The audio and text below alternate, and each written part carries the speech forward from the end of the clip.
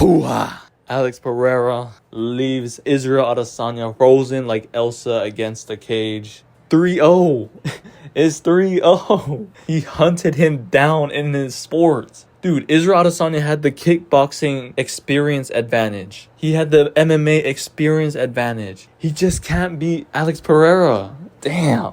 Oh my god, let's go Alex Pereira. Just TKOs Israel Adesanya. So glad. Nah, but let's be real though. The fight was close, okay? All of their fights, like literally 1, 2, 3, were all close, back and forth. No, I don't want to hear this. Oh, Adesanya was picking him apart, or this is like Usman versus Edwards. Like Usman versus Edwards, I thought Leon was done. Okay, like Marty Usman was cheating. He's a roid cheat, weight bully.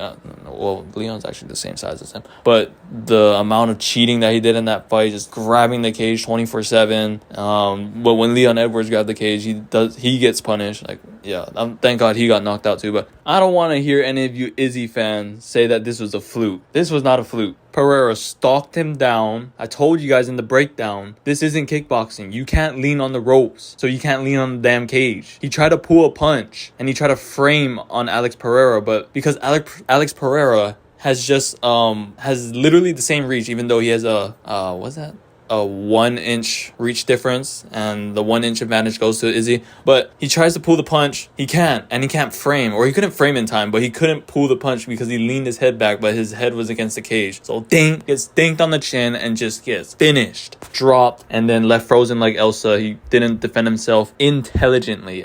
Some people, let's talk about the stoppage. That was not an early stoppage, okay? I mean, maybe you could call it early, or it looked like an early stoppage, but it really wasn't, because you gotta defend yourself intelligently. And he was just eating bomb after bomb after bomb. How you gonna let that happen, bro? I understand it's a title fight, but dude, he would have got put out cold. Just look at the end. The last punch that Alex Pereira landed, it froze Izzy. Like, his head movement, like, just stopped and just stood right. Like, his head was bowed down, not looking at Pereira. His head was just, it almost looked like he was sucking his own sorry.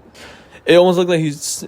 Oh, fuck. You know how Usman was, like, crouched down and it looked like he was sucking his own cock? That's what Izzy looked like. So, yeah, man.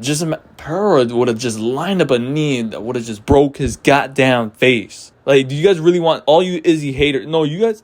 All the Izzy fans that were saying that was an early stoppage, you guys are the real haters now. You guys wanted him to die. Bro, Pereira could have went for an uppercut, another left hook, or a freaking knee.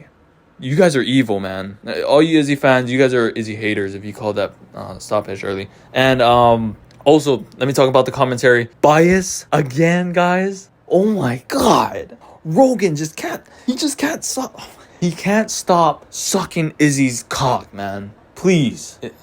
I forget what round it was. I think it was like the second round, and they're in the clinch. You know how Alex was winning the clinch the entire time, but you know how Alex would land his total strikes, or he was landing good strikes. He was digging into those shots, and that's what I was talking about in the breakdown too.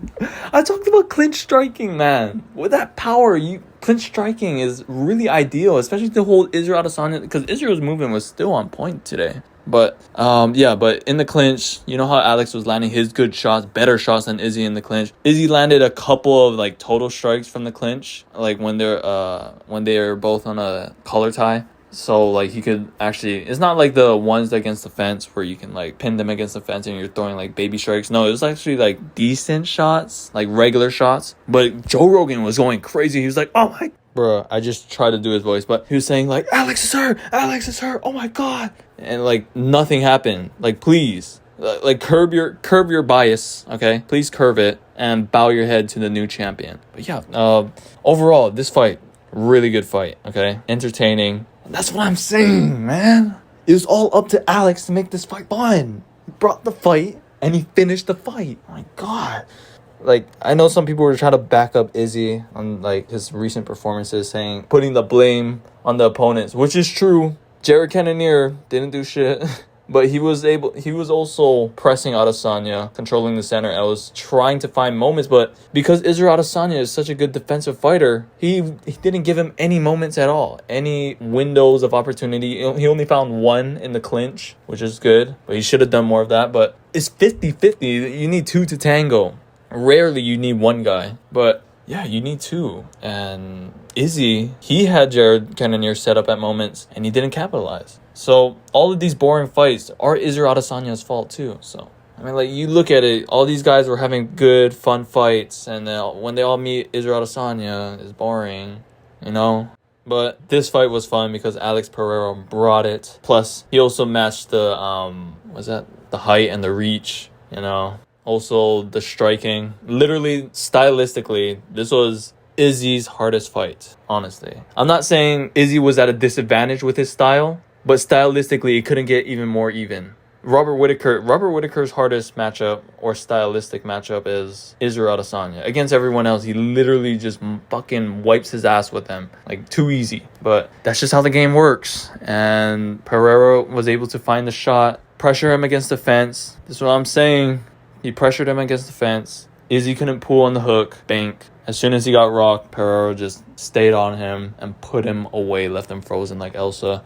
Man, fun fight. The wrestling. Let's talk about the wrestling and the clinch. Alex Pereira was too strong in the clinch, bro. Izzy tried so many takedowns and he couldn't get it. I think he got one, but off of a body kick. And I swear Izzy was hurt from hurt to the body. That's why his hands were down to the body already, and he caught the kick and then he took him down. I think Pereira tried to take him down too, but then Izzy ended up on top. But yeah, that was pretty cool to see Israel wrestle. But you know, Alex is actually good at grappling too. And it's crazy, man. He had the MMA experience advantage on Alex.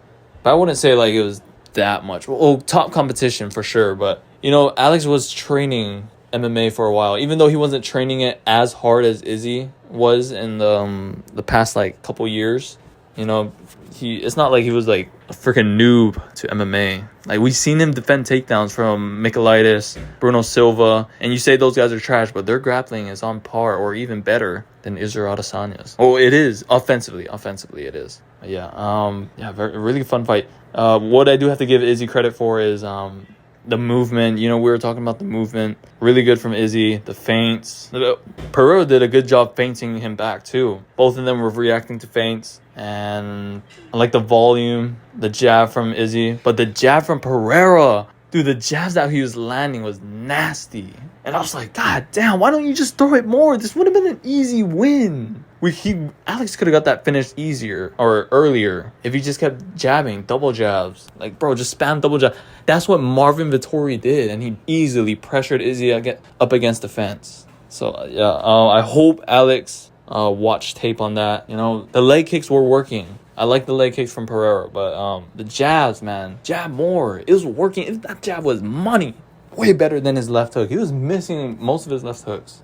The jab was on money, bro. That's Israel's kryptonite, the jab. And especially when Pereira has a 1-inch reach disadvantage. So Izzy doesn't really have a good reach advantage on someone. That jab is going to be there all day. So, yeah.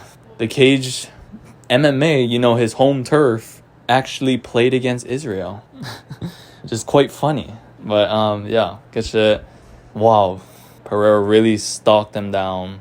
Dude. Israel Adesanya can move over to freaking golf and Pereira will just follow him. Fucking, what is it? I forget how you score with one swing. I don't know.